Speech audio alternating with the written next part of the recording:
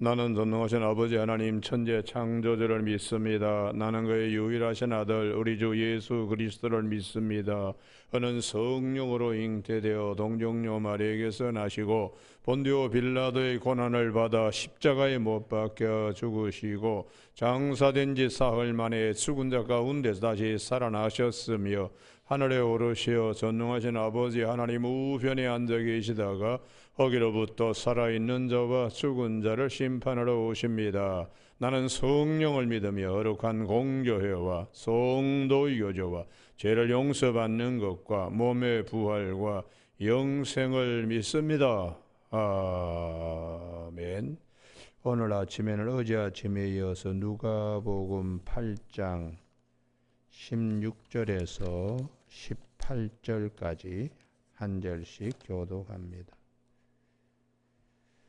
누가복음 8장 16절 누구든 등불을 켜서 그릇으로 덮거나 평상 아래에 두지 아니하고 등경 위에 두나니 이는 들어가는 자들로 그 빛을 보게 하려 함이라.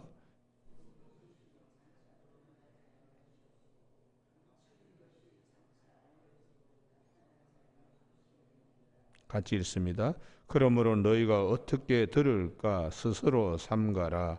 누구든지 있는 자는 받겠고 없는 자는 그 있는 줄도 아는 것까지도 빼앗기리라 하시니라. 아멘. 오늘은 16절 말씀에 누구든지 등불을 켜서 그릇으로 덮거나 평상 아래에 두지 아니하고 등경 위에 두나니 이는 들어가는 자들로 그 빛을 보게 하려 함이라 하는 말씀 중심으로 어두움에서 빛의 자녀가 되게 하시는 은혜라는 제목으로 말씀을 나누겠습니다. 우리가 이 16절의 말씀을 이해하기 위해서는 17절의 말씀이 대단히 중요합니다. 숨은 것이 드러나게 되고 감추인 것이 알려지게 되는 것이 주님을 통하여 이루어지는 것입니다. 그래서 그 옆에다가 마태복음 5장 17절 율법과 선지자를 폐하려 온 것이 아니고 완성시키러 오셨다고. 주님이 오셔야 모든 말씀이 얼굴과 얼굴을 대하듯이 다 알게 되는 것입니다. 그분이 오시기 전에는 그냥 희미한 구리 거울을 보는 것과 같이 희미할 뿐입니다. 그래서 오늘 16절의 이 말씀, 빛을 보게 하시는 하나님의 은혜, 어두움에서 빛의 자리로 옮겨지는 거죠. 빛이 오지 않으면 다 어둠 속에 있었는데 빛이 오심으로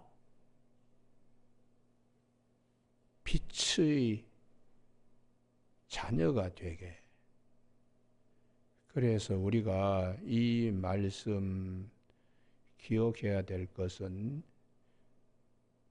예수님이 오셔서 우리를 어두움 저주 아래에 있던 자들, 주님께서 오셔서 참빛 생명의 빛으로 오셔서 저주의 자리에서 벗어나게, 그리고 하나님의 자녀가 되게 하신 이 은혜를 주님께서 비유로 오늘 말씀하고 계세요. 그래서 마태복음 13장 34절에 비유가 아니면 말씀하지 아니하셨다. 비유를 말씀하신 이유는 35절에 창세로부터 감추인 것들을 드러나게 하시려고. 그래서 예수님께서 오셔서 말씀을 비유로 하셨는데 그 말씀을 통하여 이 본문이 가지고 있는 압축된 내용들을 오늘 아침에 살펴보기로 하겠습니다. 그래서 예수님을 보내주신 거, 사도 요한은 요한복음 1장 11절에 참빛이 이 땅에 왔는데 자기 백성이 영접하지 아니했다. 율법 아래 갇혀가지고 복음을 들으려고 하지 않는 겁니다. 예수님을 메시아로 받아들이려고 하지. 그래서 영접하는 자, 그 이름을 믿는 자들 하나님의 자녀가 되는 권세를 주셨다고. 얼마나 우리가 기다렸던 이 생명의 빛인가. 그럼에도 불구하고 오셨는데도 눈을 감고 있어요. 그 마음은 굳어가지고 열리지도 않고. 그래서 우리가 이 예수님을 보내주신 이유, 그것의 모형 그림자가 열왕기하 2장의 여리고 성에, 여리고 땅에 엘리사를 하나님이 보내주신 이유는 무엇인가? 저주를 받아가지고 그 땅에 제대로 되는 일이 없어요. 그래서 하나님께서 엘리사를 보내주셔서 그 수원지 수원지 물이 흐르는 근원에 나가서 새 그릇에 소금을 뿌리면서 여호와의 말씀이 고쳤다고 함으로 그 이후부터 저주 아래 있지 않고 모든 생축이 출생하고 열매들이 제대로 낙과하지 않고 열리게 되는, 이거 그냥 열매만 맛보는 게 아니라 생명을 맛보는 겁니다. 그래서 왜 그런가? 여호수아 6장 26절에 여리고 성을 세우거나 터를 닦거나, 터 닦으면 맏아들, 문을 세우면 막내 아들이 죽는다는 율법의 저주가 있었는데, 이걸 모르니까 어둠 속에 있던 가장 암흑의 시기가 아합 임금 때입니다. 그래서 열왕기상 아합 시대 때에 열왕기상 16장 34절 베델의 사람 히엘이 성의 기초를 쌓을 때 맏아들 아비람이 죽고 성문짝을 세울 때 막내 아들 수굽이 죽었다. 저주 아래 이게 저주 아래, 율법의 저주 아래. 그런데 엘리사를 보내주심은 저주 아래 있던 것을 생명으로, 예수님이 오심으로 우리가 저주 아래 있던 자들을 주께서 대신 이 저주를 다 받으시고 우리를 자유롭게 했다. 이게 갈라디아서, 여기는 꼭 찾으셔야 돼요. 갈라디아 3장 13절.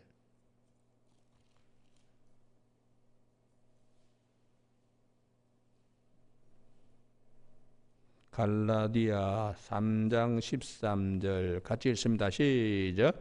그리스도께서 우리를 위하여 저주를 받은 바 되사 율법의 저주에서 우리를 속량하셨으니 기록된 바 나무에 달린 자마다 저주 아래 있는 자라 하였음이라. 우리를 저주에서 생명으로 옮기신, 어두움에서 빛으로 옮기셔서 이 은혜. 그래서 그 옆에다가 갈라디아 3장 13절 그 옆에다가 열왕기하 2장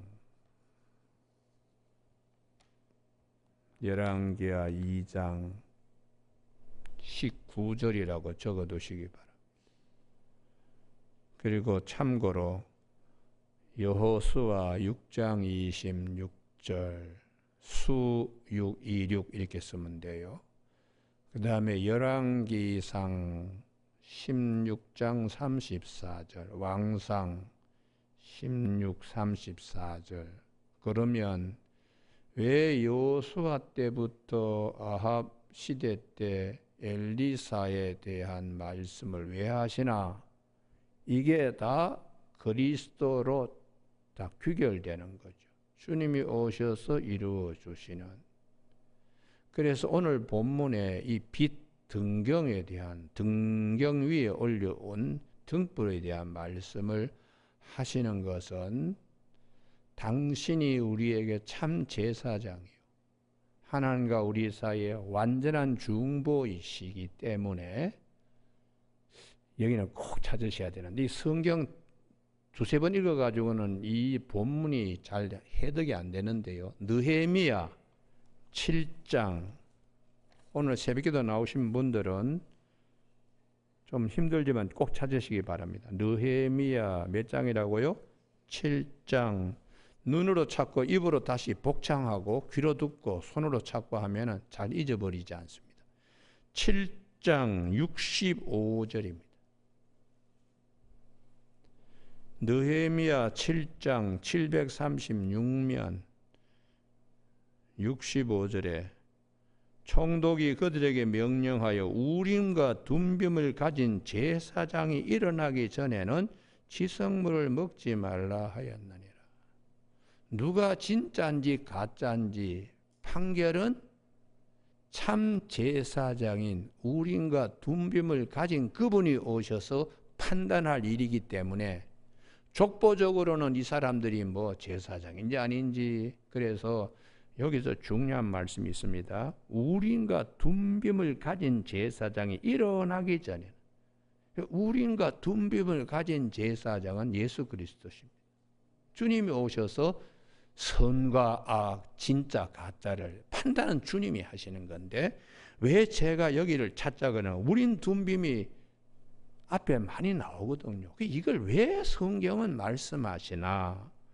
그 옆에다가 느헤미야 7장 65절 옆에다가 출애굽기 출 28장 30절이라고 적어두십시오. 출애굽기 28장 30절, 우림의 뜻이 뭐냐? 빛입니다. 빛. 둠빔의 뜻이 뭐냐? 완전입니다.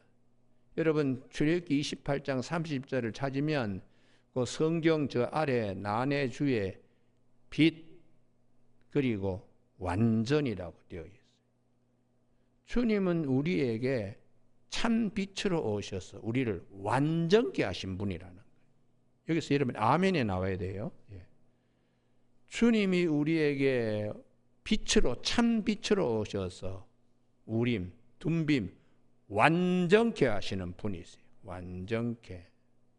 왜 완전케 되는가? 당신이 우리의 모든 저주를 다 끌어안고 가셨으니까.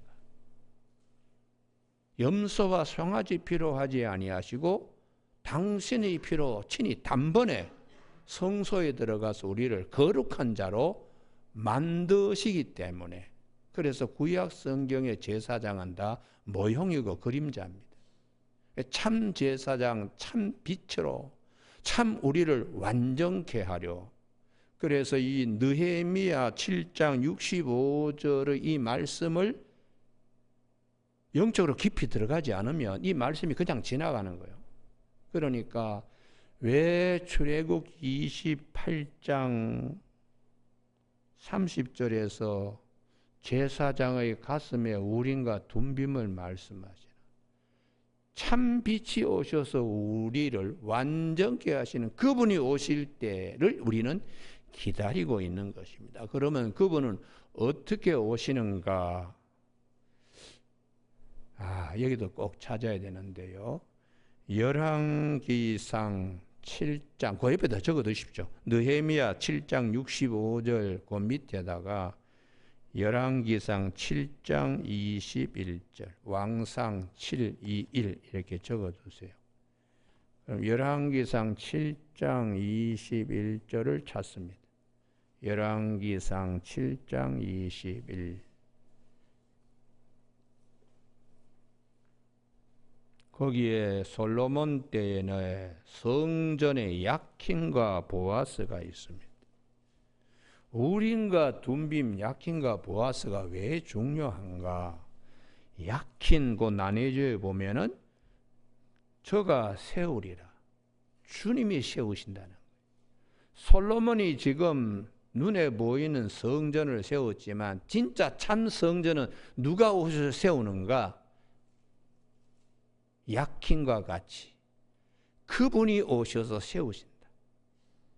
그래서 그분이 오셔서 어떻게 세우시는가? 보아스. 그분에게만 능력이 있다. 주님이 오셔서 그 보아스의 난해주에 보면 그에게 능력이 있다 이렇게 되어 있죠. 그러니까 그분이 오셔서 세우셔서 성전이시여 성전보다 크신 그분이 오셔서 세우시고 그분이 오셔서 우리에게 모든 골란 부분을 채우시고 눈먼 부분을 보게 하시고 쩔뚝거리는 다리를 세우시고 모든 것을 그분이 능력이 있기 때문에 세우신다. 그래서 솔로몬의 성전은 주님이 오실 때까지의 그림자 모형입니다. 참 성전이신 예수님이 오셔서 그래서 이제 약힌과 보아스, 우림과 둠빔 이 말씀이 모두 예수 그리스도를 말씀하시는 것이 이것이 그렇게 귀결되으려 그러면은 토막적인 성경 지식으로는 결론을 이렇게 낼 수가 없어요. 그래서 요한복음 5장 39절에 너희가 성경을 연구하거니와 이 성경은 곧 내게 대하여 증언하는 것이라. 너희가 영생을 얻기 위하여 성경을 연구를 하지만은 주님 모든 말씀이 주님으로 귀결되었다는 영안이 열리지 않으면 성경이 풀리지 않는다는 얘기입니다. 여러분 그래서 오늘 아침에 이 말씀의 흐름으로 이제 누가복음 8장 16절로 돌아오면 등경 위에 두는 이유는 등불을 그 빛을 보게 하려 함이라. 아침에 여러분요 보게 하려 함이라. 이게 큰 말씀입니다. 큰 말씀. 이게 주님을 보는 자마다 눈이 복되고 주의 말씀을 보는 자마다 듣고 깨달으니까 얼마나 기쁨이 넘치는지 몰라요. 이게 되지 아니하면 어둠에 갇혀서 뭐가 뭔지 그냥 분별이 안 되니까 병든 자 본능적인 것으로 살아갑니다. 그래서 요한복음 8장의 현장에서 가늠한 여인 자기의 본능적으로 살잖아요. 그런데 율법이 그를 끌고 와요. 사람들이 끌고 와서 예수님 앞에 세웠을 때 예수님께서 뭐라고 그러셨는가? 요한복음 8장 11절에 나도 너를 정죄하지 아니하노니 가서 다시는 죄를 범하지 말라. 율법의 저주에서 주님이 속량시키십니다. 그래서 요한복음 8장 11절에 그 옆에다가 갈라디아 3장 13절이라고 이렇게 적어두시고 오늘 아침에 제가 말씀드린 느헤미야, 출애굽기, 열왕기상 7장, 우림, 둠빔, 약힌, 보아스, 참 우림과 둠빔을 가지고 오신 참 제사장 오기 전까지는 이런 말씀들이 다 거기에 연결되는 거예요. 그래서 요한복음 8장 12절에서 내가 세상의 빛이다. 나를 따르는 자는 생명의 빛을 얻으리라. 할렐루야. 이 말씀을 하시기 위하여 오늘 등불에 대한 말씀을 하시는 거예요. 나는 세상의 빛이다. 나를 따르는 자는 생명의 빛을 얻으리라. 주님이 우리에게 일방적으로 생명의 빛을 주시는 것이. 그래서 우림이라는 뜻이 빛이다. 둠빔이 완전하다. 언제? 주님이 오셔야 완전하게 돼. 그래서 이제 그 소경에 대한 얘기가 많이 나오잖아요. 소경요. 바디메오도 그렇고. 그리고 요한복음 9장에 길 가다가 제자들이 이 사람이 소경된 건 누구 죄 때문입니까? 부모입니까? 당사자입니까? 할 때 주님께서 아니다. 하나님께서 그에게 하실 일을 하기 위해 지금까지 묶어두셨다. 실람 연못에 보내가지고 맑은 눈이 되어서 돌아오게 되는 참 빛인 주님을 보게 하시는 하나님의 은혜. 그분은 빛으로 오셔서 우리를 완전케 하시는. 그래서 이런 말씀들이 바디메오도 그렇지요. 눈 감고 있는데 흑암에 갇혀 있잖아요. 그래서 주님을 보는 것이 소원이에요. 눈뜨기를 원합니다.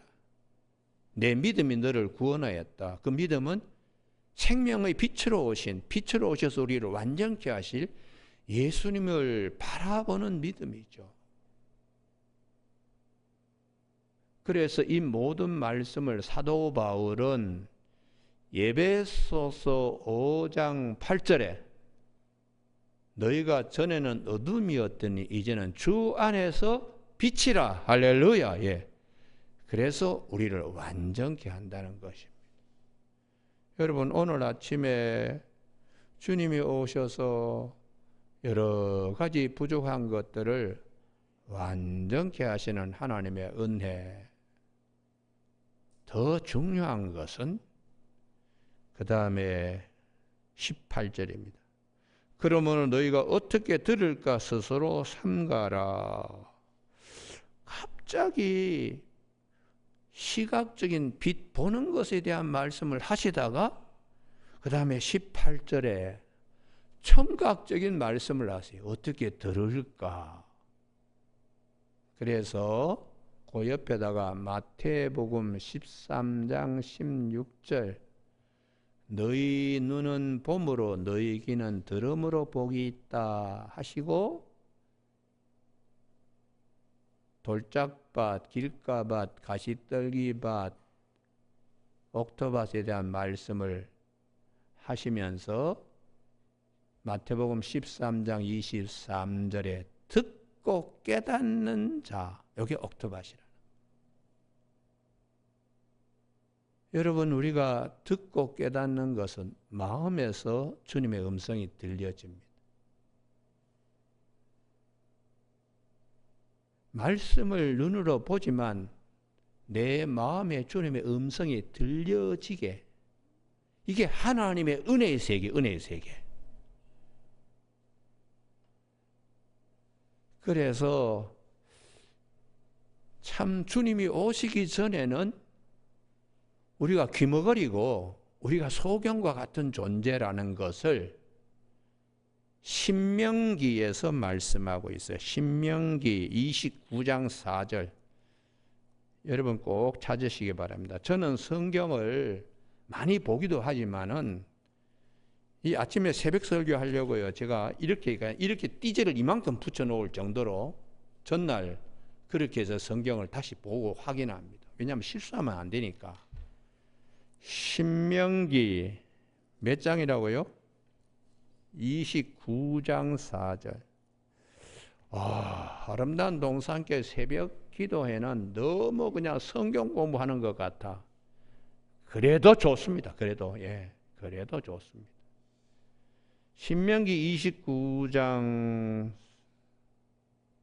3절 4절.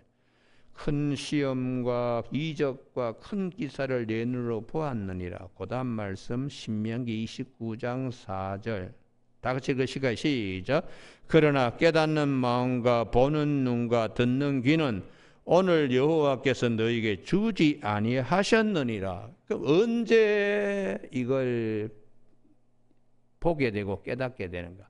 주님이 오셔야만 율법과 선지자의 폐하러 온 것이 아니고 완성시키러 오신 거니까 그 옆에다가 마태복음 13장 16절이라고 적어 두십시오.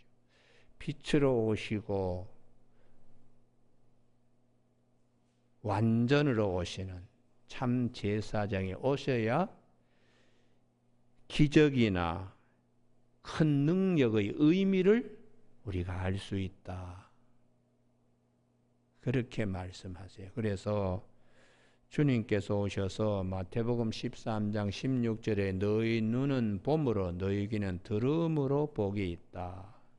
그럼 어떻게 듣는가? 보는 것처럼 듣는 방법을 사도 베드로는 베드로 후서 1장 19절에서 또 우리에게는 더 확실한 예언의 말씀, 기록된 성경이 있으니까 샛별이 마음에 떠오르기까지 이것을 너희에게 주의하는 것이 옳으니라 이렇게 말씀하세요. 그러니까 말씀을 묵상할 때에 말씀이 들려지게 하시는 하나님의 은혜예요. 이게 마음에 하나님이 우리에게 등불을 주시는 귀한 은혜입니다. 그래서 베드로전서 2장 8절인가요? 거기서 너희는 택하신 족속이요. 여기는 꼭 찾으셔야 되겠네요. 왕같은 제사장이요. 거룩한 나라에 그의 소유된 백성이니 그 다음 말씀 때문에 찾자는 겁니다. 베드로전서 2장 9절이네요. 9절. 그러나 너희는 택하신 족속이여 왕같은 제사장들이여 거룩한 나라여 그의 소유가 된 백성이니 그 다음 말씀요. 같이 읽습니다. 시작. 이는 너희를 어두운 데서 불러내어 그의 기이한 빛에 들어가게 하신 이의 아름다운 덕을 선포하게 하려 하심이라. 그 옆에다가 에베소 5장 8절 사도 바울은 전에 너희가 어둠이었던 이제는 주 안에서 빛이라. 빛의 자녀들처럼 행하라. 사망에서 죄가 뭔지도 모르고 본능적인 삶을 살던 일그러져 있는 상실된 마음, 병든 자로 살던 자들을 주님이 오셔서 눈이 복되고 귀가 복되게 하는 것처럼 말씀이 오셔서 우리에게 그의 귀한 빛, 생명의 빛에 들어가게 하시는 이게 부활의 영광에 참여하게 되는 믿음의 역사입니다. 믿음의 역사. 그래서 오늘 아침에 이 등불에 대한 말씀이 세 절의 말씀인데요. 등경 위에 등불을 올려놓는데 이유는 보게 하려고. 그러고 하시다가 갑자기 17절에 숨은 거 감춘 거 또 말씀하시다가 18절에 어떻게 들을까? 귀가 중요하다. 이렇게 또 말씀하시는 거예요. 그러니까 이 말씀이 대단히 사실은 난해한 본문입니다. 쉽게 그냥 쓱 보면은 등불은 등장 위에 올려놓는 거야. 우리의 착한 행실을 저렇게 높이 그냥 올리라는 얘기구나. 이렇게 윤리적으로 끝나버려요. 그게 아니라 영적으로 오늘 주님은 말씀하십니다. 그래서 우리 옥토반 믿음이 되는 것은 그것도 옥토밭이 되게 하는 것도 주님의 은혜로 옥토밭이 되어서 듣고 깨닫게 하시는 거예요. 여러분 오늘 아침에 우림, 둠빈, 야킨, 부아스, 어둠, 빛, 소경 이런 모든 단자들이 키워드의 핵심 단어는 예수 그리스도십니다. 그래서 오늘 아침에 찬송을 84장에 온 세상 캄캄하여서 찬빛이 없었더니 그 빛나는 영광 나타나 온 세상 빛이었다. 저주를 다 주님이 가져가시고 우리에게 참 생명은 부활에 이르는 거예요. 부활에 이르는 거. 그래서 우리 신앙이 십자가 대속의 은혜, 저주 아래 주님이 다 그냥 나무에 매달리셔서 우리의 저주를 다 가져가시고 받은 은혜죠. 앞으로 그 영광의 참빛에 들어가게 하시는 영광의 참여, 받을 은혜, 부활. 이게 성경은 시종일관 이것을 말씀하시는데 우리가 강단에서 목사님들 설교가 너무 윤리적인 게 많아요. 윤리적인 것은 사실 유교가 굉장히 윤리적입니다. 유교 가운데에는 막걸리를 마실 때에 수염에 술을 묻히지 마라 할 정도까지 세세 조목조목 얘기를 하는 게 유교입니다. 그런데 우리는 윤리를 떠나서 더 영적인 거, 이거 교회가 가지고 있는 보화인데 이걸 우리가 날마다 그냥 내 안에 구슬을 굴리듯이 항상 이 말씀을 갖다가 날마다 이 생명의 빛이 나오는 이 구슬을, 말씀을 항상 우리 마음에 간직하고 있어야 돼요. 오늘 아침 새벽기도 나오신 우리 교우들에게, 우리가 다 시간과 공간 속에 삽니다. 떠밀려 가면서 이제 나이가 6학년, 7학년, 8학년으로 다 모든 게 바뀝니다. 예전에 뭐 그냥 100kg씩 그냥 어깨에 짊어지고 그냥 했던 사람들이 나중에는 자기도 메뚜기도 짐이 될 정도로 변하지만, 하나님이 우리에게 주시는 이 진리의 말씀은 변하지 않아요. 그래서 이 말씀으로 우리가 항상 새로워져야 돼. 할렐루야. 주의 말씀을 듣고 나에게 하나님이 다시 속사람을 새롭게 해서, 어서 빨리 주님 보고 싶다, 어서 빨리 주님 만나고 싶다, 이런 열정들이 있게 하는 것이 기독교가 가지는 힘이에요. 힘. 여러분, 오늘 아침 새벽기도 나오시는 우리 교우들에게 왜 등불을 등경 위에 비치게 하시는가? 보게 하시는, 생명의 빛을 보게 하시는 하나님의 은혜에 우리 모두 감사하는 아침이 되기를 주님의 이름으로 축복합니다. 기도하시겠습니다. 하나님 아버지, 오늘도 저희들 영안이 열리도록 은혜 주신 것을 감사합니다. 시편 119편 18절에 내 눈을 열어서 주의 법에 기이한 것을 보게 하옵소서 하셨는데, 참 빛을 보게 하여 주시고 참 진리의 말씀을 들을 수 있는 길과 지혜를 허락하여 주셨으니, 이 귀한 말씀 위에 우리의 믿음의 집을 짓는 지혜로운 자, 반석 위에 집을 짓는 지혜로운 자들이 다 되게 축복하여 주시길 원하옵고 예수님 이름으로 기도드립니다. 아멘. 하늘에 계신 우리 아버지, 아버지의 이름을 거룩하게 하시며 아버지의 나라가 오게 하시며 아버지의 뜻이 하늘에서와 같이 땅에서도 이루어지게 하소서. 오늘 우리에게 이루어갈 양식을 주시고 우리가 우리에게 잘못한 사람을 용서하여 준 것 같이 우리 죄를 용서하여 주시고 우리를 시험에 빠지지 않게 하시고 악에서 구하소서. 나라와 능과 영광이 영원히 아버지의 것입니다. 아멘.